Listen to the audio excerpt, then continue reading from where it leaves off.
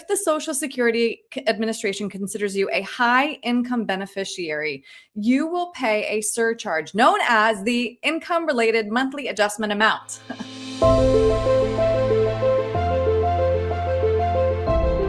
Peter, hello, good to see you and welcome back everyone. Today we're going to talk through what is IRMAA. I feel like we've all probably heard about it, and discuss how it affects what you'll pay for Medicare Part B. This is a really important topic, Peter. I know you know that.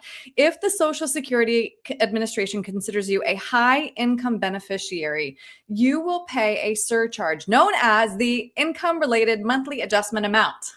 Yeah, we love our acronyms. Yeah, I know, so many. IRMAA. IRMAA is so much easier to say. Yeah. How high is high income?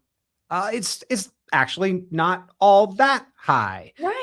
About $109,000 for single filers, and about twice that, about $218,000 for a married couple, and you begin to encounter IRMAA. Now, that sounds like a pretty reasonable amount of income, and it is, but the IRMAA bracket thresholds, as you continue going up the scale, continue to get more and more expensive, and that amount of income is not what it used to be. But essentially, this is means testing, and the more income you have, the better you have been at saving or working and earning pensions, and Social Security is included in part of this. Like, as you climb and you have more income, including withdrawals from your retirement accounts, then you may encounter this means testing, meaning that your premiums for your Medicare Part B and Part D are going to be more expensive than they otherwise needed to be. Mm-hmm. All right. I consider this just a little bit muddy. So walk me through IRMAA and Medicare Part B. Is IRMAA strictly Medicare? What do I need to know? Medicare Part B and Part D. So the Part A is like the base Medicare, and that part is free. But when you start to add the plans that cover actual healthcare expenses and prescription drugs, that is when you have expenses. Those plans do have a base expense, and you have those IRMAA bracket thresholds. And again, like they start going up, and you could be paying significantly more than just the base premium amounts for your Part B and Part D. It can get pretty expensive. And you look at a married couple paying twice that extra amount each month, year after year of retirement, and this can build up to be a really significant amount. And what I really actually worry about here with how IRMAA was enacted and put into place is that Part B and Part D of Medicare are actually now, with IRMAA, functioning relatively well out of general revenue compared to other aspects of government entitlements, such as Part A or Social Security. Right. And so when we look at government budgeting and accountability, and they look at, hey, well, we put this extra means testing surcharge on Part B and Part D, and it's working well to bring in the revenue. My concern is that they expand that, and they say, well, if it worked over there, why not try it over here? And that we see more of this means testing as the years go by on our entitlement programs. And then just to kind of take one step back real quick as we think through how this will affect our budget and whatnot, IRMAA is a cliff.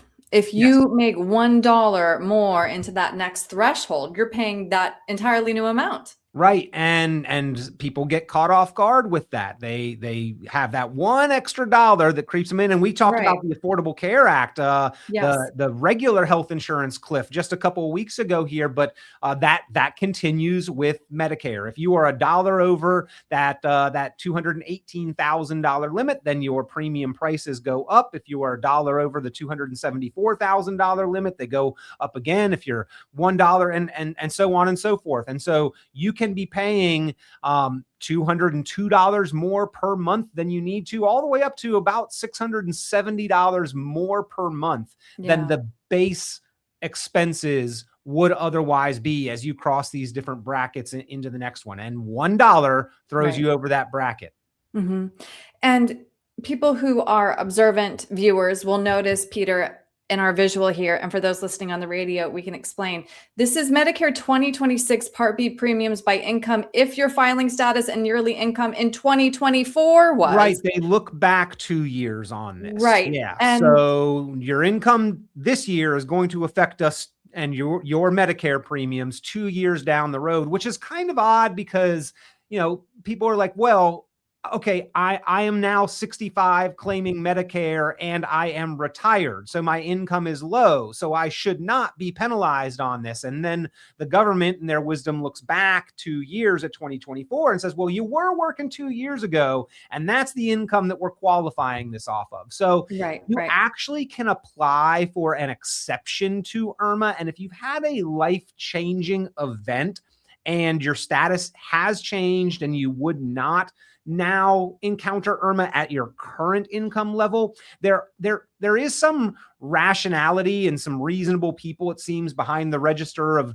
some government entity here who determine the IRMAA, and you can potentially get that waived. But if you get it waived and then it comes back and turns out that you would have encountered it, you're going to have to pay back all of those premium payments that you would have been responsible for, and they are probably not quite as apt to forgive it into future years. So just make sure that if you apply for that you aren't going to end up qualifying for IRMAA, and it truly is a life-changing circumstance. Right. On the other hand, though, walk me through some of those one-time events that could bump up your income that people might not be thinking about when it comes to this surcharge. I've seen people, unfortunately, trading in non-qualified investment accounts, and the capital gains ended up throwing them over. I've seen people sell a house and the proceeds from the sale of a house ended up throwing them over. I see it actually with Roth conversions, and that is avoidable and something we do want to avoid unless we are intentionally encountering IRMAA, which actually might be a strategy as well to do it so that it's a shorter term strategy rather than something that we're going to end up encountering for the rest of our lives. And certainly the encountering it for the rest of our lives, if you have built up a sizable IRA, tax deferred IRA, and those RMDs start, then IRMAA might be a permanent status of your life unless you otherwise plan effectively. Well, then, Peter, let's talk through planning effectively and the strategies that we can put in place right now to create a little bit more tax diversification, which I know we've talked about many, many times. But what are those 3 strategies we can put in place today to reduce the chances that we'll get hit by IRMAA?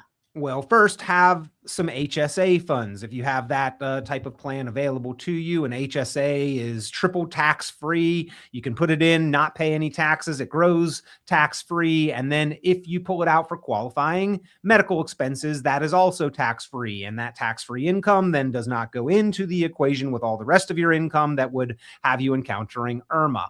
QCDs are a great strategy, qualified charitable distributions. If your RMD required minimum distribution would put you in a place where you are encountering IRMAA, the income related monthly adjustment amount, then a QCD, a qualified charitable distribution, gosh, that's a lot of acronyms, would be something that could help you potentially avoid it if you are charitably inclined. If you're already giving, gifting, tithing, donating to a 501c3, then you can do that directly out of your IRA, and then you can use those dollars to offset the RMD. And then finally, and what we probably utilize the most is Roth conversion strategies. So if we are going to foreseeably be encountering IRMAA for the extended period of the rest of our foreseeable lifetime because of required minimum distributions, then a lot of times, and in our office, we have some advanced software. We can crunch the numbers and quantify this in a dollar amount and a number of years, but we can compact the amount of time that we are ultimately going to be encountering IRMAA through Roth conversions, which means that you pay taxes up front and you convert otherwise tax deferred dollars to the Roth side. You move it from your left pocket to your right pocket. You do have to pay tax along the way. And oftentimes this means that we are also encountering IRMAA as we make these conversions, but we could see an end in sight. to when we will be out of having to pay IRMAA. There's some additional advantages there to Roth conversions to avoid the widow's penalty for taxation, to keep a surviving spouse potentially out of IRMAA and lower tax brackets, and for beneficiaries. But the big one that I see is people are looking at these RMDs and they're saying, hey, if I wait and continue deferring and delaying, then once those kick on, I am going to be encountering not only higher income tax than necessary, but these IRMAA penalties. Why don't we get a jump on it and proactively begin to manage that and convert to Roth? And so we're doing that along the way. Typically, once somebody is retired, kind of the window of opportunity from that point until those RMDs kick in, and seeing how much we can manage that and bring the total amount of tax down, as well as hopefully limiting the amount of time that we are exposing ourselves to IRMAA.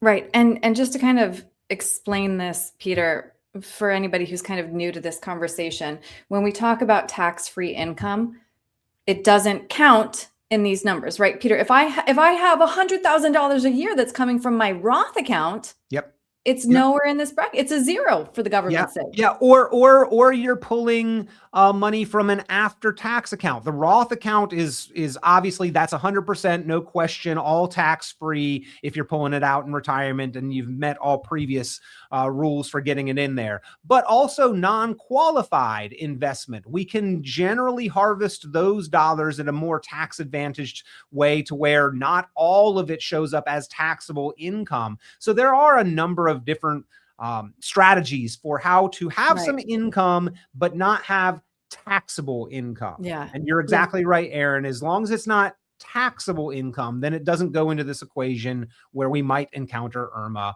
which ultimately is going to be more expensive than we thought. So we're having to pull more out of accounts than we thought. And those are also taxable dollars oftentimes. So it's kind of a vicious cycle, and the dominoes get stacked in the wrong order, and then they fall against you rather than in your favor. Or you can be proactive, which is what we try to do at Richon Planning with our clients, is be real proactive on this, put together the tax and the healthcare expenses kind of as part of the planning process in that optimized retirement plan.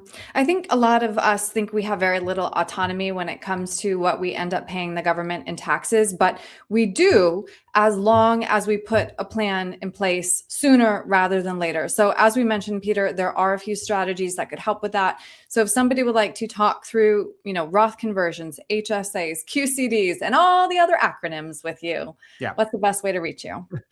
Give me a call, 919-300-5886. That is a courtesy service that we offer to put together that optimized retirement plan. We'll help you address the IRMAA, the taxes, the investment allocation, the income planning, all of that going together, and ultimately try to optimize your situation and your results. And I believe it was Judge Learned Hand who said it's no man's responsibility, man or woman, to pay the highest tax burden possible, and that tax avoidance or tax management is not the same as tax evasion. One is illegal. The other two are completely legal and should be utilized. We should be controlling our taxes through the strategies that are available to us. And they are completely legitimate ways to keep more of your money, which ultimately is I think the goal that everybody has. Generate the income that we need, keep more control of our money, pay less in taxes, all things that we try to help our clients achieve and accomplish. Agreed. Peter, thank you for your time today. Thank you, Erin.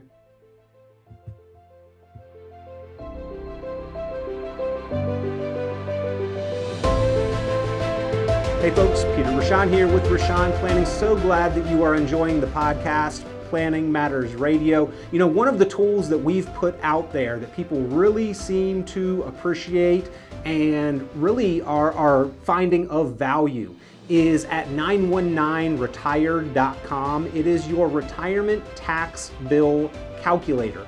If you've got any kind of retirement account, your tax deferred, 401k or IRA, this is the website, this is the resource where you can go, you can plug in your own numbers, your information, you can slide the tool calculator up and down for your tax rate or your amount of savings and see what your tax bill is likely to be if you default and defer to the IRS's plan versus what you could potentially bring that tax bill down to. A lot of times it is a very significant savings. So if you have not yet, go to the website 919retired.com, run your numbers on the retirement tax bill calculator. This has been Planning Matters Radio.